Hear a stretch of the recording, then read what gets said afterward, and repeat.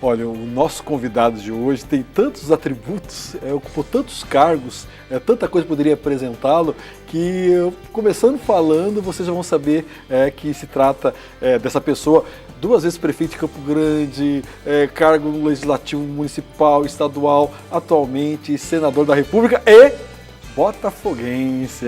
Já descobriram que eu estou falando do senador Nelsinho Trade. Senador, tudo bem? Bem-vindo ao Personalidades. Muito obrigado, Benhor. Você esqueceu de falar que sou seu amigo. É verdade. Que é uma coisa que eu tenho um orgulho muito grande. Obrigado, senador, pela gentileza. Nós somos vereadores, discutimos, né? Debatemos muito, né? Mas ficou uma amizade, um carinho, um respeito.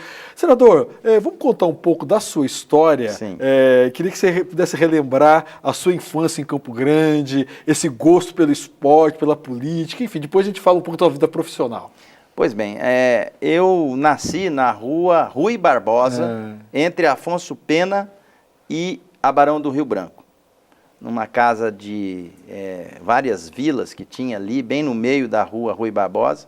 Depois a gente se mudou-se para a rua Barão do Rio Branco, ao lado de um mercado chamava Serve Bem, não sei se você lembra disso. Lembro mais ou menos. Isso, fiz o meu primário na escola Pequenópolis. Depois eu fui para o Externato Americano, da diretora Júlia Roland. Ela era tia desse Ronald Balatori Holland, e que foi da aeronáutica.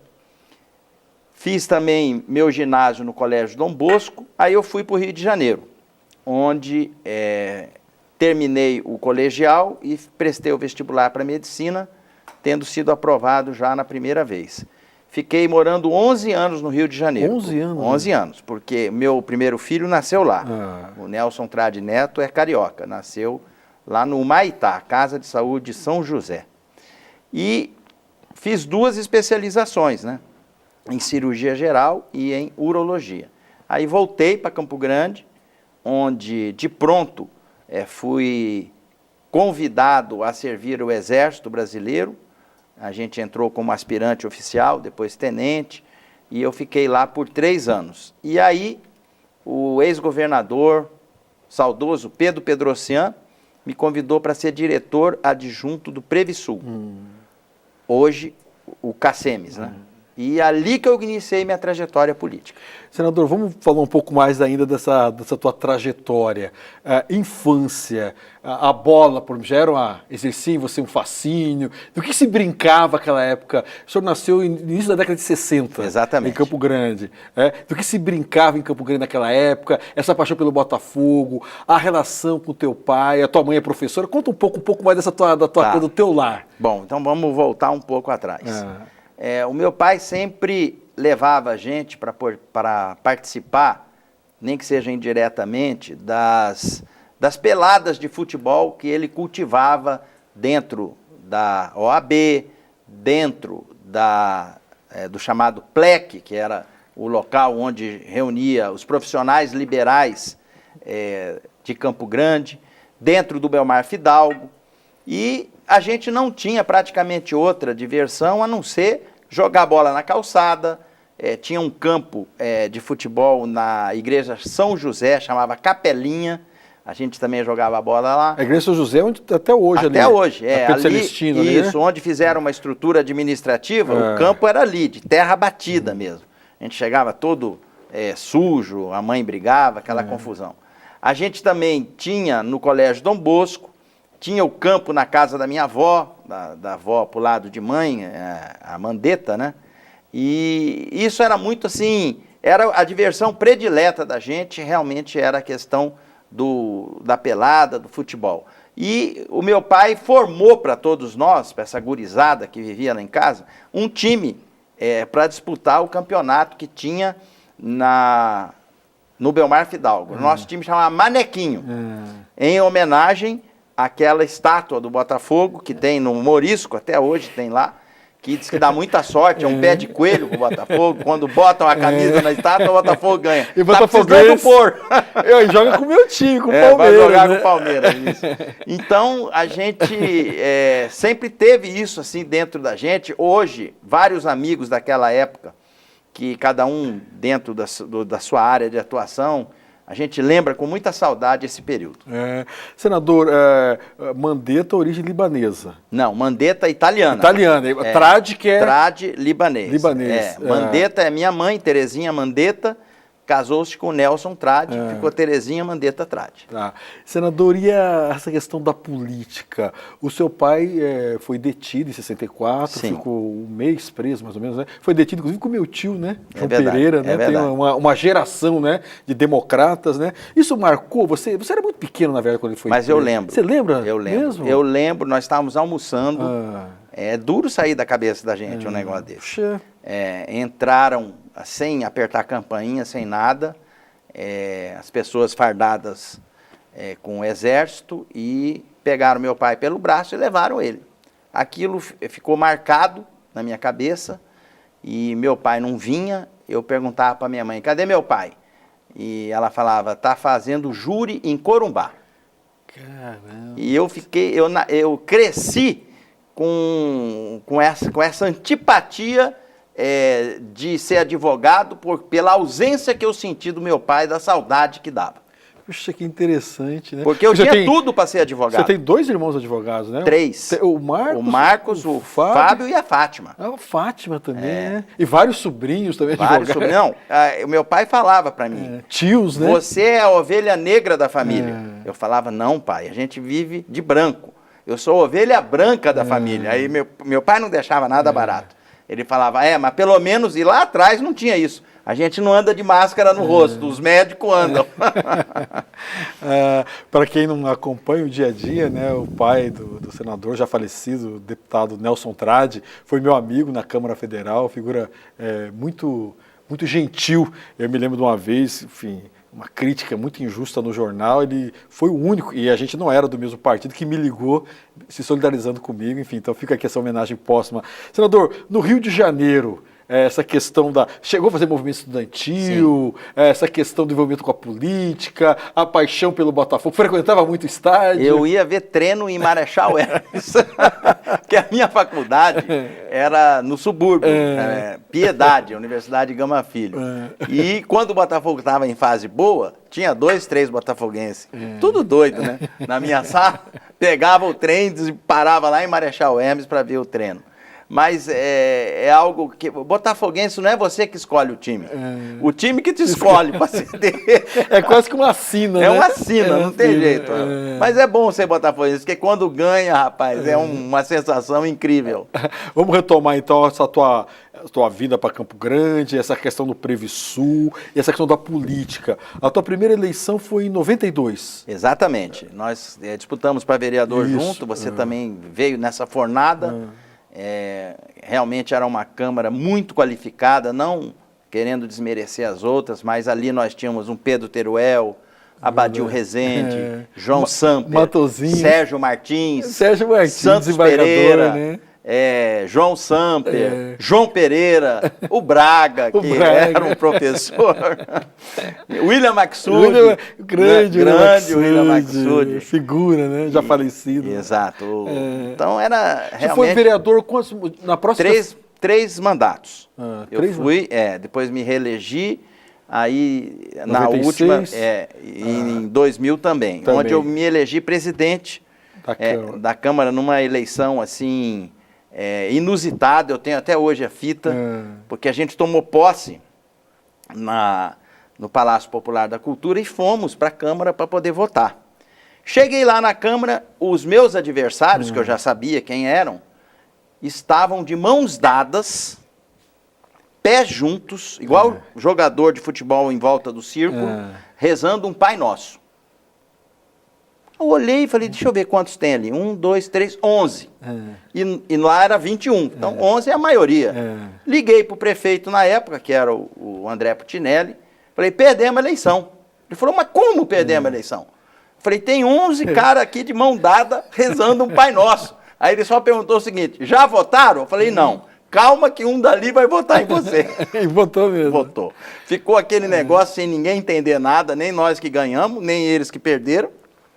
Mas ali eu já pus um ponto final, falei, todo mundo para a sala da presidência, eu quero ser presidente de todos, acabou a divisão. Em 2002 você elege deputado estadual? Sim, fui o deputado mais votado do estado, em 2002 e a minha trajetória na Assembleia, ela foi tão rápida como eu cheguei. Foi 2 anos só. Eu já no meio do mandato me elegi prefeito. É verdade, 2004. Isso. E como é que foi ser prefeito da cidade que você é tão identificado, uma família tradicional? Como é que é eu sempre eu fui candidato a prefeito em 2000, quando o Puccinelli perdi a eleição, mas sempre me ocorria, principalmente quando chegava de voo, chegava de avião aqui em Campo Grande, né? Eu olhava essa cidade e falava, meu Deus do céu, como é que será que um prefeito dorme, né? Como é que Era chuva, difícil. é seca? Como é que é ser prefeito? Olha, primeiro que eu sucedi um mito, né? O André saiu com 90 e poucos % de ótimo e bom. Né? Tudo que eu fazia, a pessoa olhava e falava, não, se fosse o doutor André, fazia diferente. Né? Mas eu ia tentando me superar e no final os dados demonstram que eu fiz mais do que ele na prefeitura. Apesar de não ser reconhecido assim. As pessoas reconhecem o André como sendo o melhor prefeito que Campo Grande teve. Mas a minha consciência fala por mim. Eu fiz aquilo que estava e que não estava no script para fazer. A responsabilidade é muito grande, ainda mais você que nasceu e foi criado na cidade. Você conhece palmo por palmo, quadra por quadra. A gente que veio de uma trajetória política, de uma militância de agente público municipal, que é o vereador, que é o político mais próximo da sociedade, conhecendo o problema de cada bairro, conhecendo o problema de cada posto de saúde, de cada CEINF, e deu para a gente, atendendo aí a divisão de responsabilidades com o nosso grupo, com o nosso time de secretários, que eu tive uma felicidade muito grande de ter montado uma equipe excepcional. Conseguimos em 8 anos, Benhur, fazer 1.044 obras, o que dá a média de inaugurar uma obra nova a cada 2 dias úteis. Coisa que hoje em dia é inimaginável você conseguir fazer. Senador, e o senhor sempre teve, eu fui parlamentar junto com o senhor, posso dizer isso, o senhor sempre teve uma natureza muito conciliatória, né? É verdade. O senhor não é dado a roubos retóricos, raramente eu vi defenestrando algum adversário, né? Como é que foi? E era muito jovem ainda, né? Como é que foi assim? Porque o senhor veio, na época nós tínhamos 2 líderes aqui bem assim, uma retórica mais agressiva, né? É verdade. Tanto o Zeca como o André, né? Como é que é esse estilo do Nelsinho de ser muito mais cordato, muito mais dado ao diálogo que propriamente aquela postura mais dura? Eu vou te responder relatando aqui uma observação feita até por uma pessoa que tinha sido secretária do André e foi minha secretária. Ela falou, pois você consegue fazer as coisas sem precisar gritar e sem precisar bater na mesa. Ou seja, com esse ar de conciliador, de ternura, você consegue envolver as pessoas e fazê-las produzir. Esse perfil encaixa muito no Senado. Daí a nossa situação hoje lá ter apresentado, como está tendo, um destaque na liberação de recursos. A gente já conseguiu liberar nesses 1 ano e 9 meses 152 milhões para Mato Grosso do Sul. Vamos fazer o seguinte, senador, eu vou interromper essa tua experiência no Senado, vamos falar daqui a pouquinho, depois do intervalo. Então vamos lá, estamos uma conversa super agradável. Eu sempre falo, conversa agradável continua no intervalo também, né? A gente continua conversando aqui, tem muitas histórias para contar. O senador da República, o senador Nelsinho Trade. Senador, antes de falar da tua experiência no Senado, presidente de uma comissão importante, esteve nos Estados Unidos com Donald Trump, enfim, né? Pegou Covid, né? Só porque no teu currículo também aparece essa questão. Queria que você falasse um pouco da sua família. Eu comentava com o senhor no intervalo, você tem aqui no Mato Grosso do Sul, na área da música, por exemplo, é a família Espíndola, que é muito tradicional, muito forte, e na área da política é a família Trade, né? Irmão prefeito, outro irmão deputado federal, tem sobrinho vereador. A que o senhor atribui essa questão, e incomoda um pouco, porque vira e mexe, é da luta política, né? Os seus adversários tentam caracterizar como uma oligarquia, e que todos foram eleitos, né? Como é que o senhor responde a esses críticos, e o que o senhor atribui esse gosto tão forte da política? Bom, primeiro que nenhum de nós chegou por ali sem ser pela porta da frente. Todos nós entramos através da vontade popular. Quem nos inspirou a levantar essa bandeira no seio da nossa família foi o meu saudoso pai. Ele sofreu muito com essa cassação dos direitos políticos dele, do mandato dele que ele tinha ganho na urna. Naquela época, votava-se para prefeito e para vice. Então, se você fosse vice da chapa C e eu prefeito da chapa A, o eleitor podia me escolher e escolher você. O eleitor que fazia o casamento. E o meu pai teve mais votos que o prefeito. Caramba. E era o vice-prefeito de Campo Grande. Como ele tinha sido líder estudantil no Rio de Janeiro, aquela famosa greve dos bondes do Juscelino em 57, ele foi uma das pessoas que liderou, veio o regime militar e caçou essas pessoas que tinham esse viés mais progressista, mais em defesa da democracia. E o meu pai sofreu muito com isso.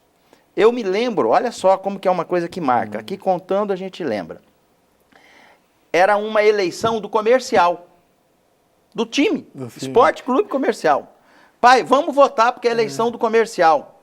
Vamos votar. Ele chegou lá, apresentou a identidade, o cara olhou, mexeu, o senhor não pode votar. Cara, que coisa. Nem votar para o comercial, meu pai pôde. E eu lembro como que ele saiu triste daquilo ali. Até que veio a anistia, meu pai retomou, entrou na política, nas mãos de Pedro Pedrocian, e os cabos eleitorais do meu pai sempre fomos nós.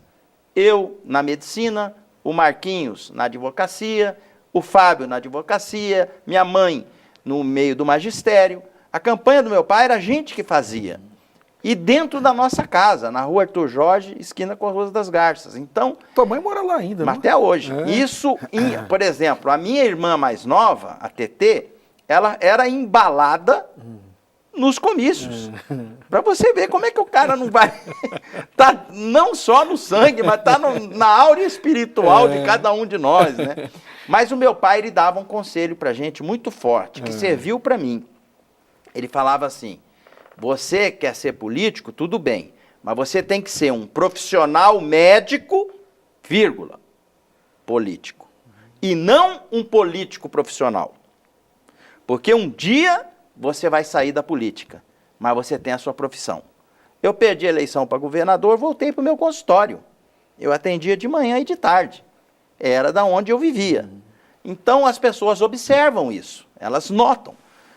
Quando o Fábio Tradi perdeu para deputado federal, voltou para o escritório de advocacia. Então, quando muita gente fala que Tradi é não sei o quê, Tradi está lá, Tradi está cá, não fui eu que fiz os júris do Marquinhos, nem as audiências da Fátima, tampouco os habeas corpus do Fábio Tradi. E nem foram eles que fizeram as minhas vasectomias. Nós temos... cada um a sua área de atuação. Sua profissão, né? Exatamente. A política não é profissão, é quase que uma vocação, digamos assim. Exato. Né? Isso é uma bandeira que meu pai empunhou e que a gente resolveu fazê-la tremular. A sua mãe está com quantos anos, senador? A minha mãe está com 81 anos. Muito ativa ainda. Muito, um astral muito positivo. É verdade, eu encontrei, achei ela muito atuante. Senador, falar um pouco agora dessa... O senhor já ocupou tantos cargos públicos. Senado da República, são 81 senadores, 3 por estado, então dá muito peso, né? Porque dependendo do tamanho do estado, são 3 senadores, né? Como é que foi a sua chegada, o que o senhor está achando? Aliás, vamos até começar por esse episódio, todo mundo, né? Essa tua ida para os Estados Unidos, a comitiva presidencial, esse encontro com o presidente americano, como é que foi? Conta pra gente. Bom, primeiro, quando você chega ali, você começa a encontrar certas personalidades que você olha, você fala, nossa, onde que eu fui parar? De cara, eu dei com o Fernando Collor, que foi presidente da República. Dali a pouco eu entrei numa sala, estava o ex-presidente Sarney. Caramba. Eu falei, eu já trompei com 2 ex-presidentes aqui. Onde que o povo do Mato Grosso do Sul me mandou, né? E aí, na composição de espaço partidário, me coube a Comissão de Relações Exteriores, que acabei vendo depois que esse gene diplomático eu herdei do meu avô cônsul do Líbano, Assaf Tradi. E, pelo que dizem lá, a gente está indo muito bem nessa comissão. Tanto é que a primeira viagem internacional que a gente fez, eu fui parar na Casa Branca. Deve ser uma emoção, hein? Rapaz, é um choque, sabe? Porque a gente aperta lá a porta de segurança, abre a porta da frente da Casa Branca, quem que tá para te receber? O presidente Trump e a esposa dele. E eu peguei ele num dia extremamente feliz, porque ele estava bem-humorado, faceiro, cumprimentando todo mundo, levando a gente para ver todos os cômodos. E isso realmente foi impactante. Na vez que eu fui para a ONU, que é em Nova York, na Casa Branca em Washington, eu me lembro que eu estava andando num corredor, eu olhei assim, rapaz, vi uma mulher andando de lá para cá, com várias pessoas atrás. Falei, uai, conheço essa mulher de algum lugar. Aí eu fui ver, era a Angela Merkel. Cara, chanceler alemã. Então, cara, é uma experiência, assim, que você às vezes tem que se beliscar para poder ver onde é que você foi parar. Mas eu tenho a noção dessa responsabilidade, eu procuro desempenhar, me esforçando, estudando, fazendo com que eles possam entender que aqui no Mato Grosso do Sul também tem gente boa, gente séria, gente capacitada para representar o nosso querido Estado. Senador, o nosso programa é mais essa conversa, né? Tanto é o nome é personalidade, mas é inevitável perguntar para o senhor, porque o senhor também está fazendo parte de uma comissão da questão do meio ambiente. Isso. E o senhor sobrevoou o Pantanal. Nós estamos no setembro mais quente da história, né? O que causou, senador, e o que o senhor acha que a gente pode, a partir dessa comissão, evoluir nessa questão do combate aos incêndios no Pantanal? Rapaz, eu vou dizer uma coisa para você, Benhur. O que mais me chamou a atenção não foram nem os focos de queimada, que são centenas, inúmeros, que a gente viu no sobrevoo, mas sim a estiagem que dava para ser constatada. Normalmente o Rio Paraguai, quando ele tem o seu curso, ele tem várias vazantes. Cara, não tem uma vazante com água.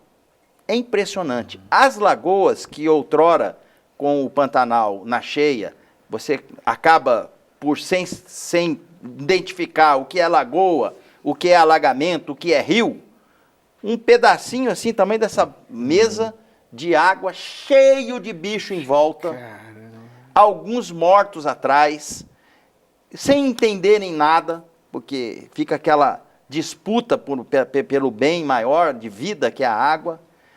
Agora, o que mais me chamou a atenção foi a falta de chuvas. Ou seja, esse problema de queimada, esse problema todo que o Pantanal está enfrentando, é uma consequência. A causa dessa história, ela é macro. É esse problema climático que o mundo está atravessando. Agora, onde já se viu que a gente vai imaginar que numa primavera como essa que nós estamos passando, temperaturas acima de 42 graus em 3, 4, 5 cidades do nosso estado? O que está acontecendo? Eu acho que é uma questão para a gente parar, refletir muito, até num patamar maior, para a gente poder repensar as nossas atitudes. Senador, uma das ideias que surgiu é a brigada permanente no Pantanal. Sim. Essa ideia vai vingar? Vai ter gente suficiente para isso? Eu quero dizer uma coisa para você, Benhur. Por isso que eu quis ir um pouco mais para o fundo dessa história. A gente estava sobrevoando, eu não sei, eu vou chutar aqui, 100 metros do chão. Se você vê o bafo quente que bate de lá para cá, você dentro do helicóptero, com a janela aberta, o vento batendo, imagina o ser humano que está lá na ponta para apagar isso aí. Ou seja, a brigada permanente vai funcionar, vai diminuir? Vai. Mas é praticamente impossível o ser humano dar conta de resolver uma questão que tem uma amplitude de uma situação delicada da natureza como essa, que o clima que nós não estamos tratando bem na humanidade está fazendo para nós aqui. Senador, uma outra questão de conjuntura, que não tem como, a gente brincou, mas é uma coisa séria, brincou assim, constatamos, né? O senhor pegou Covid lá no início. Sim. Foi internado, tudo. Conta um pouco para a gente essa sensação que o senhor teve, essa experiência que o senhor teve. O senhor chegou a temer pela sua vida? Conta um pouco para o nosso telespectador. Eu sou uma pessoa muito cristã, eu tenho muita fé. E logo que identificou que eu estava positivo, eu fui o segundo caso de Brasília. Na mesma hora, um sentimento de reação, de defesa da sua família, eu pedi para os meus familiares virem para Campo Grande e eu fiquei sozinho em Brasília. Sozinho? Sozinho. Junto com a menina que cuida do apartamento, que trabalhou com meu pai há 20 anos atrás. O que eu comecei a ver? Eu comecei a ter muito mais dor de cabeça e dor no corpo, febre alta, Só que eu não tinha falta de ar. Quando eu relatei isso para o meu médico, ele falou, vem aqui no consultório que eu vou medir a saturação do seu oxigênio. A minha saturação já estava em níveis críticos. Foi daí que ele me levou para o hospital e botou aquele catéter no nariz, falando assim, se não aumentar a sua saturação, nós vamos ter que passar a ventilação mecânica, que é entubar o paciente. Então, cara, e não tinha remédio. No segundo caso de Brasília, ainda não tinha o manejo. O protocolo, Não né? tinha o protocolo. Essa questão de cloroquina veio depois, essa questão de dexametasona veio depois, a questão de azitromicina, ivermectina, zinco, essas coisas que hoje é o protocolo inicial da abordagem precoce, não tinha na minha época. Quando o médico passava a visita para mim, eu olhava e falava, eu não estou tomando remédio nenhum.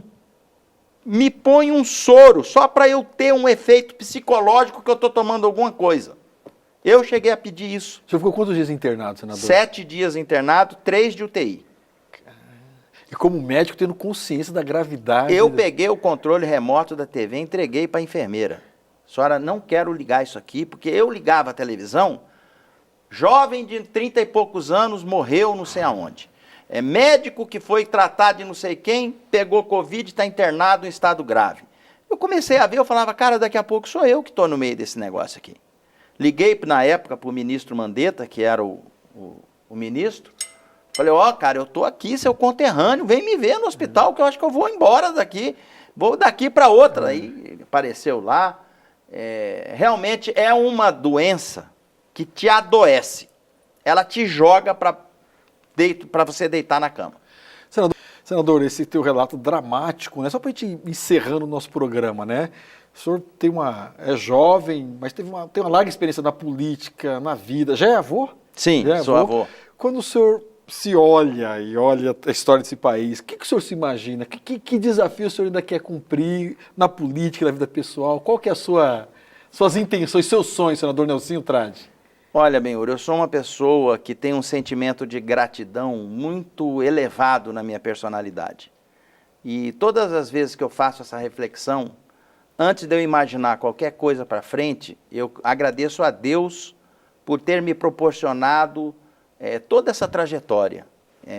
Eu praticamente passei em todos os níveis da gestão pública e eu não penso outra coisa a não ser produzir bem dentro daquilo que eu estou fazendo, daquilo que eu estou atuando. O futuro a Deus pertence. Se vai vir outros desafios pela frente, eu como dirigente partidário, digo a você, eu não sou de abandonar amigos, não sou de abandonar companheiros, estarei sempre pronto para poder elevar o nome do partido, empunhar a nossa ideologia, aquilo tudo que a gente já fez de bom para a sociedade campograndense e sul-mato-grossense. Agora, o meu foco é ser o melhor senador que Mato Grosso do Sul já teve. Tá certo, eu queria agradecer imensamente o senador Nelsinho Trade, agradecer você que está nos acompanhando, a gente já conhece ele como político, mas acho que você conheceu um pouco mais desse lado humano, da trajetória do senador. Senador, obrigado, boa sorte para o Botafogo, está numa fase difícil, né? Está difícil, só tá com empatia. E obrigado a você que dá prestígio a personalidades. Um abraço e até uma próxima oportunidade com personalidades.